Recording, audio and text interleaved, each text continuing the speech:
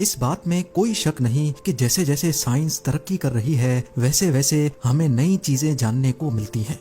लेकिन ये भी एक हकीकत है कि अभी तक बहुत कुछ ऐसा है जिसको देखकर साइंस भी बिल्कुल दंग रह जाती है। फिर मामला चाहे इजिप्ट में बनी 2500 साल पुरानी हेलीकॉप्टर और एयरप्लेन की हायरोग्लिफिक्स का हो, रशिया में वाक़े अपने आप बड़े होने वाले क्रेटर का हो, या फिर नासा को स्पेस से रिसीव होने वाले मिस्टीरियस सिग्नल्स का हो। हमारे इर्द गिर्द कई चीजें ऐसी भी हैं जिनके सामने साइंस को भी झुकना ही पड़ता है।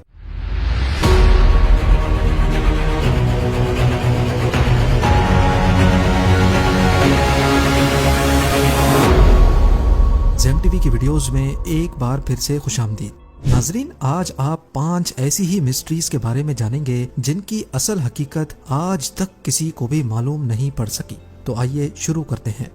नंबर 5, आउटर स्पेस बेशुमार मिस्ट्रीज और लाजवाब सवालात से भरा हुआ है जिनको जानना और समझना साइंस के लिए अभी तक एक इम्पॉसिबल टास्क है। पिछली कई सदियों से साइंस हमारी यूनिवर्स की सबसे बड़ी ताकत को समझने की कोशिश कर रही है, लेकिन ताहाल अभी तक नाकाम है, और वो ताकत है ग्रेविटी।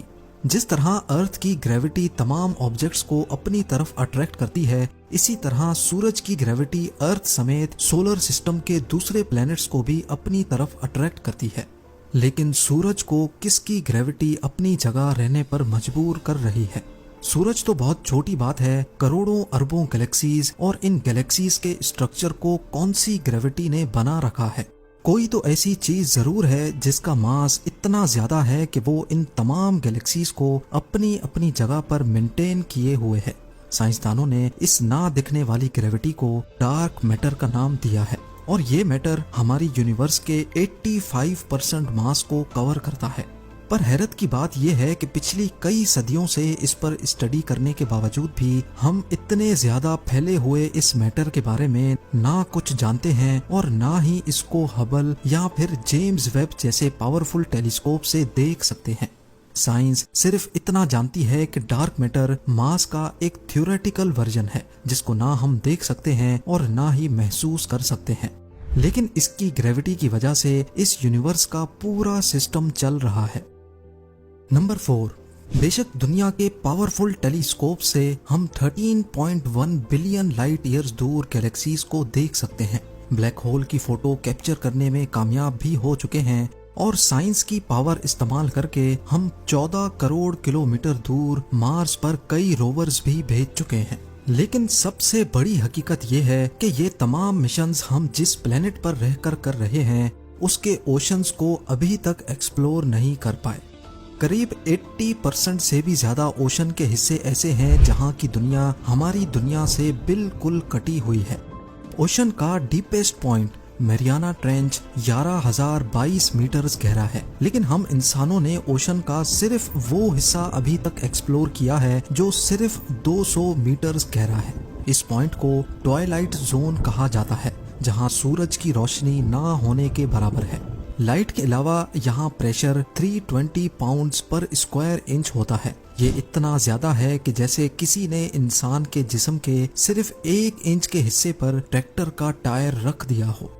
यही वजह है कि इंसान का चांद पर जाना तो आसान है, लेकिन ओशन के ट्वाइलाइट जोन से भी नीचे जाना बहुत ही मुश्किल है।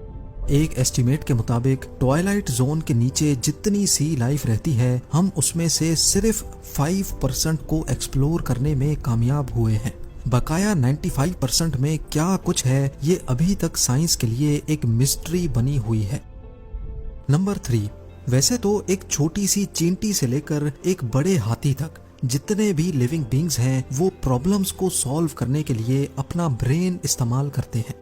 अगर ब्रेन ना हो तो कोई भी लिविंग बीइंग छोटे से छोटा प्रॉब्लम भी सॉल्व नहीं कर सकता। लेकिन स्लाइम मोल्ड के नाम से पहचाना जाने वाला ये एक बहुत ही सिंपल ऑर्गेनिज्म है, लेकिन इसके साथ ही ये बहुत कॉम्प्लेक्स भी है, क्योंकि स्लाइम मोल्ड के पास ब्रेन नहीं होता और इसके बावजूद भी ये बहुत चालाक माना जाता है।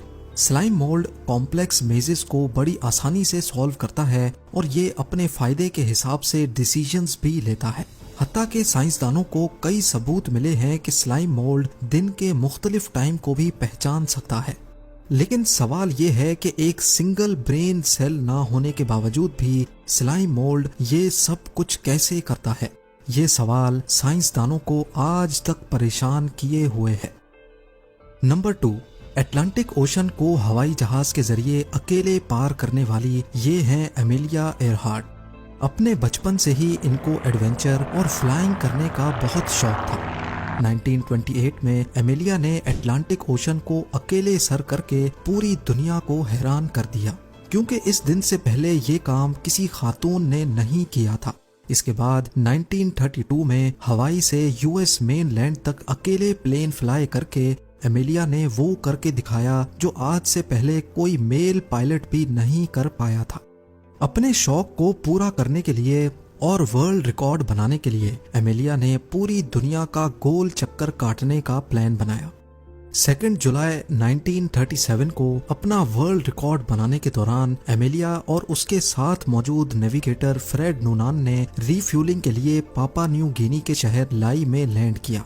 लेकिन रीफ्यूलिंग के बाद जब दोबारा उन्होंने अपना सफर शुरू किया तो सेंट्रल पैसिफिक ओशन में हाउलैंड आइलैंड के करीब आकर इनका कनेक्शन कंट्रोल टावर से डिसकनेक्ट हो गया और उसके बाद आज तक उनका पता ना चल सका। कई सर्च पार्टीज ने पॉसिबल क्रैश लोकेशन पे कई महीनों तक सर्च किया, लेकिन ना एमिलिया मिली, ना फ्रेड और ना ही प्लेन का कोई छोटा सा भी पुर्जा मिला। इस वाक़े को आज 85 इयर्स गुजर चुके हैं, लेकिन मजाल है कि साइंसदानों और एक्सपर्ट्स को जर्रे जितना भी कोई एविडेंस मिला हो।